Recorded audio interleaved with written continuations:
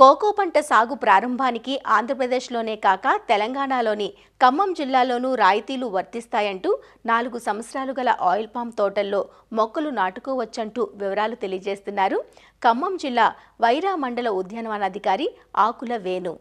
ఖమ్మం జిల్లాతో పాటు తెలంగాణ మొత్తం మీద గత 2-3 సంవత్సరాల నుంచి ఆయిల్ పామ్ ఏరియా అనేది దినదిన ప్రవర్ధమానంగా ఎదుర్కొంటూ వస్తుంది. ఇప్పుడు 3 లక్షల ఎకరాలు ఏరియా అనేది ఆయిల్ పామ్ అనేది హెచ్చివేయటం జరిగింది. చాలామంది రైతులు అంటే కొంతమంది చిన్న సన్నకారు రైతులు ఏమై ఆలోచిస్తున్నారంటే మొదటి 3 సంవత్సరాలు మాకు ఏ పంట రాదు, తర్వాత నుంచే పంట వస్తుంది అనేది ఆలోచనలో ఉన్నారు.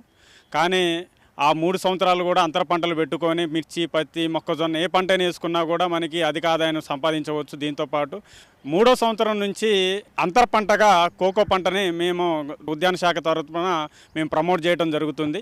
దీనికి కావాల్సిందే ముఖ్యంగా ఏంటంటే తొలి దశలో 50% నీడ అవసరం, తర్వాత దశలో 40% నీడ అవసరం ఉంటుంది. కాబట్టి అత్యంత అనుకూలమైన పంట ఏంటంటే ఆయిల్ పామ్లో కోకో పంట.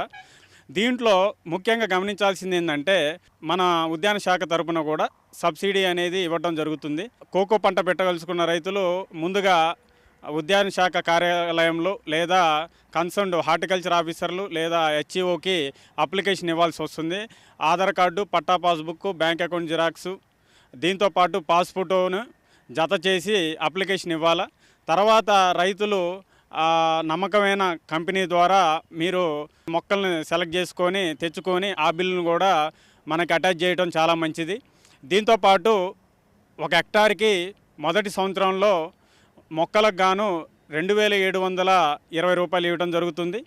వేసుకున్నందుకు ఎరువులకును కొట్టే మందులకు గాను కలిపేసి 9,280 రూపాయలు ఇవ్వడం జరుగుతుంది. ఈ రెండింటిని కలిపితే మొదటి సంవత్సరం 12,000 రూపాయలు రైతు ఖాతాలో డైరెక్ట్గా జమ చేయడం జరుగుతుంది.